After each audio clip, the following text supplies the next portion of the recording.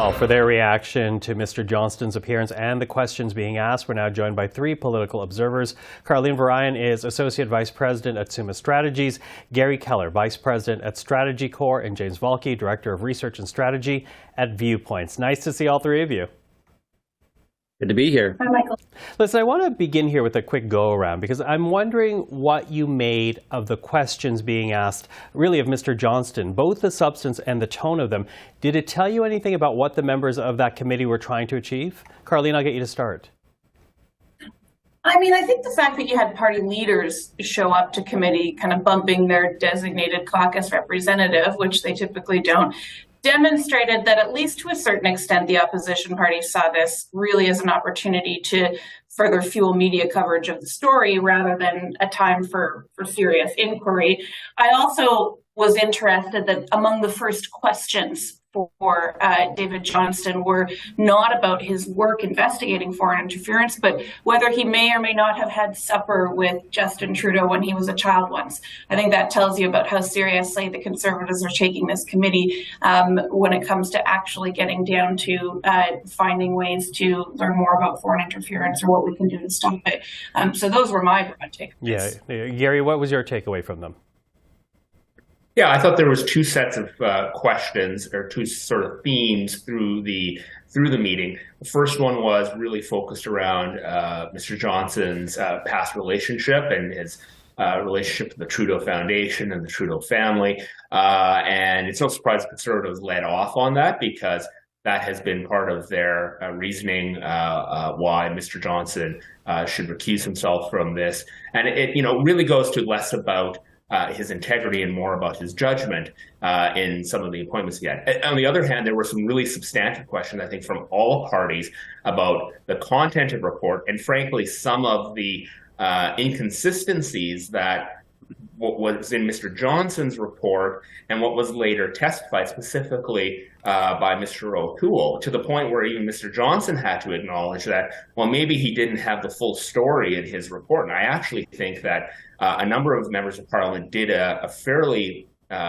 deep job at kind of blowing a hole into some of what Mr. Johnston had said, even to the point where an Ontarian from the Bloc Québécois made a very good point that he hadn't even bothered to talk to either the Commissioner of Canada Elections or the Chief Electoral Officer about something as specific as elections. So I think there were two sets of two themes to the questions there, and I think it was very interesting to hear some of the testimony today. Okay, James, what was your takeaway from that?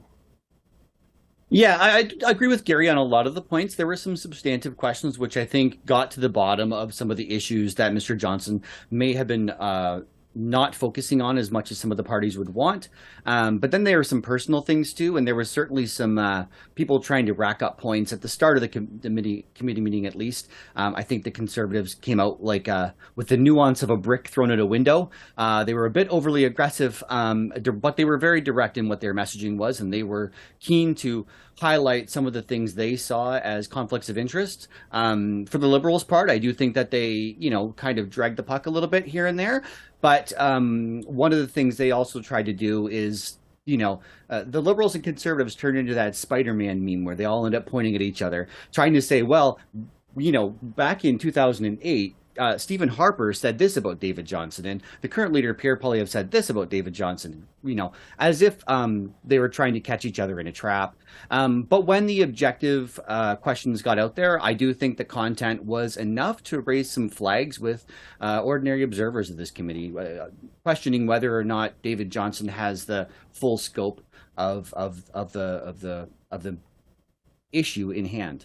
Yeah, well, that raises an interesting point, James, because as you point out here, there are these questions being asked of Mr. Johnston. He wants Canadians to focus on the bigger issue of how to stop foreign interference, but can he legitimately do that if there are still lingering questions about whether or not he gave the Prime Minister and the government a free pass on their response to interference in the last two elections, and whether or not there are these lingering questions as well about perhaps details that the opposition wants to know more about. Garry, I'll get you to start that one.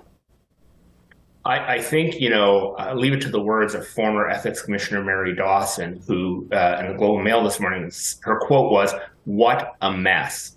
And even though she said there may not be a legal conflict of interest, there is an appearance of conflict of interest, and that makes this job for Mr. Johnston very, very difficult. And I think this is the problem that has been bedeviling Mr. Johnston along. This is essentially dealing with elections, and elections are often driven by, as we know, political interests. And somebody who is not a political actor seems to be surprised that there are political questions being asked about his ties to the Liberal Party. I think even more damaging to Mr. Johnston's work is less so the relationship he may or may not have had with Mr. Trudeau. The Trudeau Foundation itself, I think, is problematic.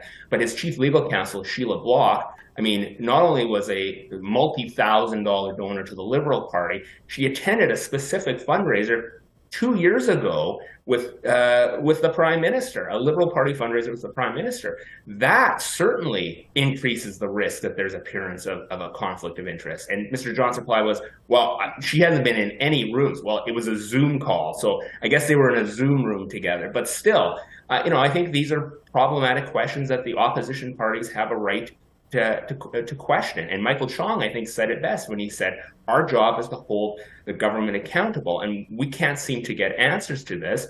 And your role isn't actually, making it easier to do that because of these perceived conflicts. Yeah, Carlene, what do you say to that? Because again, the question here is, can David Johnston legitimately do his investigation if there are still lingering questions about him and the details around his conclusion? There's no question that David Johnston's job has been made more difficult and will continue to be a challenging one as he kicks off further hearings this summer. But what we need to ask ourselves is why it's being made more difficult. And I think a large part of it is that political parties have decided to make a partisan issue out of this investigation into foreign interference. The reality is, when he was first appointed as special rapporteur, every single party was consulted on that appointment before it was made. As we've talked about before on the program, there's a relatively small, quite a small group of Canadians who were probably on the short list for being able to serve in a role like this. Generally speaking, I think that those who were involved in the decision would have likely thought that the Governor General appointed by Conservative Prime Minister Stephen Harper, who had served under both Liberal and Conservative administrations, would likely be an acceptable pick, especially considering, past roles that he's played, like in the Airbus inquiry, with Brian Mulroney and things like that. But right from the get-go, what we saw from the opposition parties, I'd say particularly from the Conservatives, was a determination to repeatedly and incessantly attack his credibility. So unfortunately, from a certain perspective, I think the die was cast from the start, and his work was always going to be made difficult by these kinds of attacks. And it's unfortunate because the people who bear the consequences of that at the end of the day are really Canadians. Yeah, James, what do you say to that?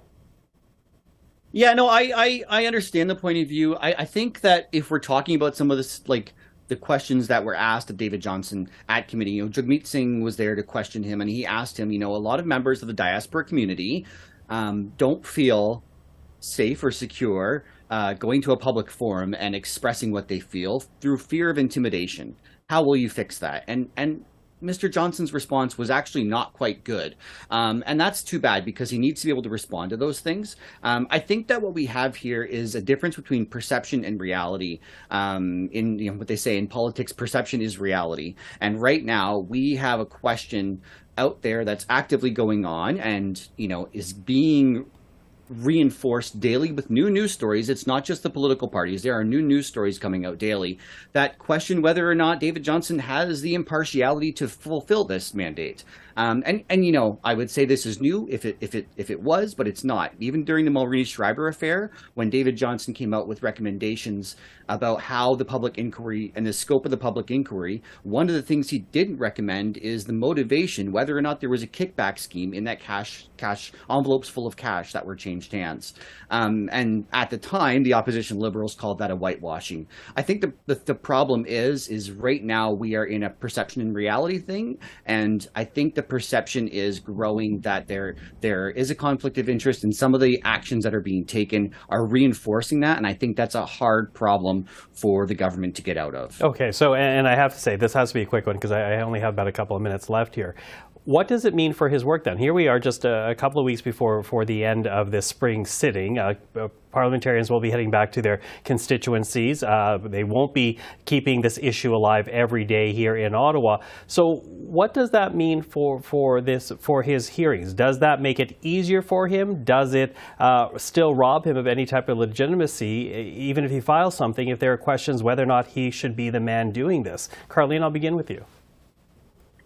The more that we can pull politics out of the equation as he conducts this work, the better off I think our democracy will be, and then the higher the quality of the work that I think he'll be able to do will be. So the fact that this work will continue through the summer without the partisanship and the exchanges that we see in the House of Commons every day, I think certainly can't hurt the process. Gary? Yeah, it's a good question. I actually think that would it be surprising if Prime Minister Trudeau came along at the end of this session and said, well, in order to let Mr. Johnston do his work in a non-partisan and balanced fashion, we're going to need to prorogue Parliament. That would prevent any other parliamentary committees from doing its work. The rumors of prorogation have been going around Parliament Hill now, so that wouldn't surprise me at all if that happened. But I also want to note, both from Mr. Singh's testimony and some other testimony from Mr. Chong as well, the reluctance of diaspora groups to participate in public hearings could actually hamstring Mr. Johnston's work because of those diaspora communities' fear of being targeted by outside influence, including Chinese influence. Okay, James, last word to you.